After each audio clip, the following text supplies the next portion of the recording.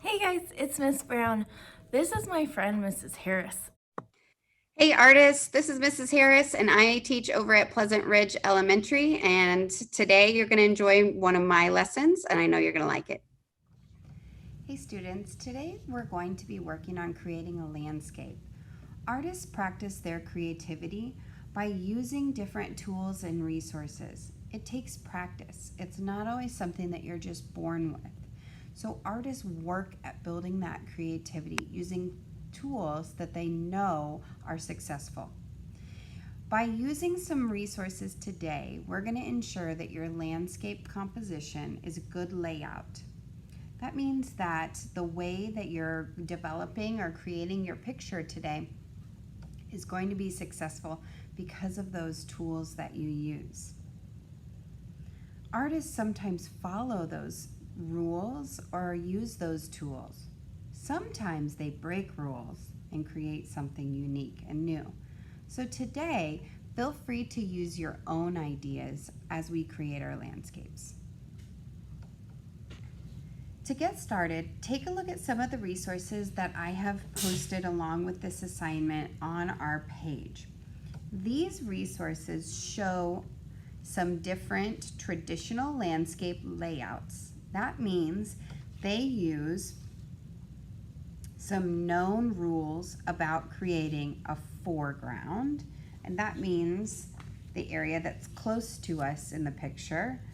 Some rules about the shapes in the middle ground, and that's what's in the middle of the picture, and then the background. And you guys are used to using the word background because it's what comes in the back or behind the picture. So today you can use those pictures as ideas for how to make up your landscape picture. I'm going to use this image here as my guideline as we get started. So follow along with me or pause the video and start using those resources to create your own landscape. So the first thing I'm going to do is create the foreground, and that's what is in front. I'm going to start by making a hill about halfway down the page that curves into a valley. Next, I'm going to work on the middle ground. What's happening in the middle of that picture? Let's make a hill that comes, or a line, because I guess it could be something else. Let's make a line in the middle.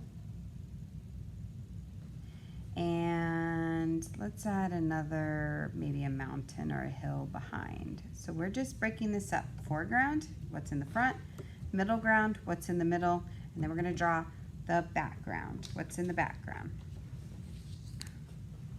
Let's draw some hills coming from this side. It's going to start to look kind of like a stack, and maybe a mountain off into the distance. All right, next we can add some details in.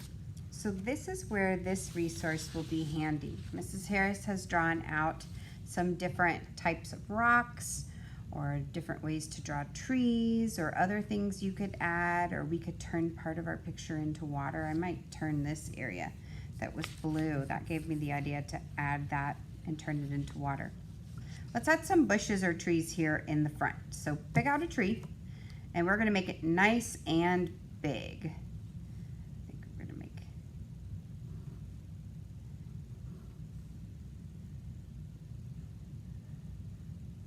I could just kind of make it bushy.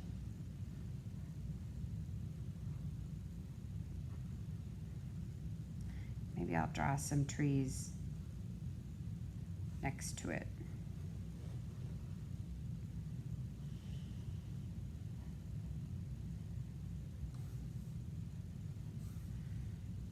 Okay, maybe a bush from that area on our resources page.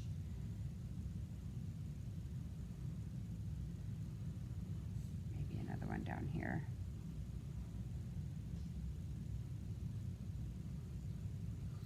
I'm just sketching, so I'm not even pressing hard on my pencil. That way if I change the idea, then I can come back.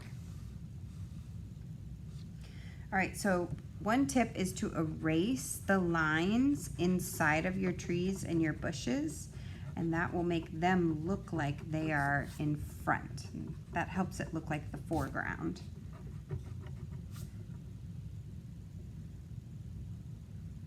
Okay, so I've got a couple of trees, a couple of bushes, and now it's time to draw maybe some other details. So I liked the idea of turning this into water. Maybe it's a lake, so I could turn that, add some water lines. Okay, now in the middle ground, here on our resource template, I want you to notice that the trees are much smaller than these trees that are in the foreground. So we need to change the size of whatever we're adding. Maybe you're going to add some rocks or some plants, and they need to be smaller than the ones in the foreground.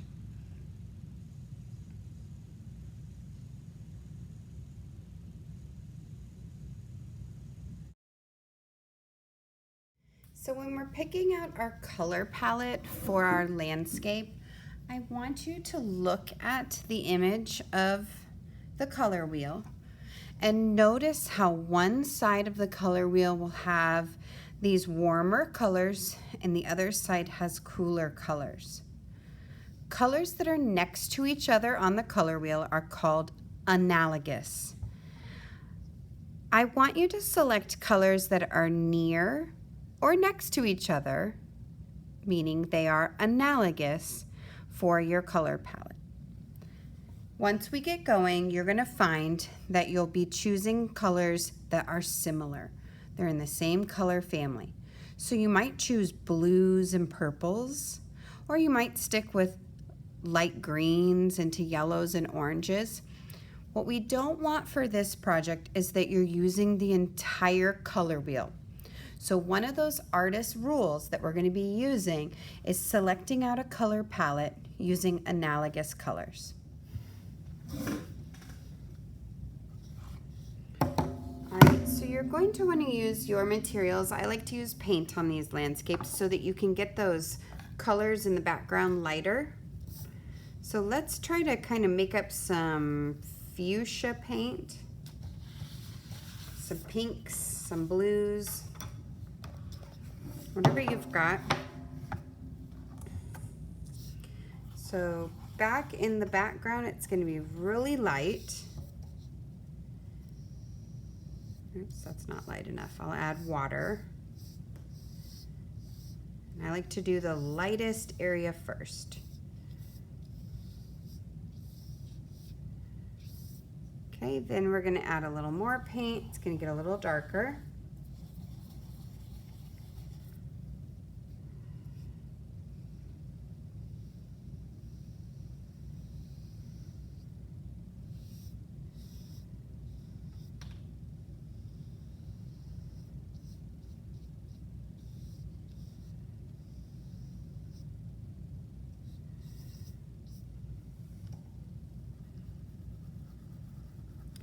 And I'm going to shift colors here for that middle ground.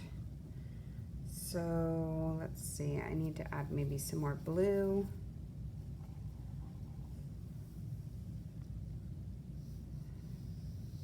To make it a little bit darker. Just going to go around those and save that detail for later.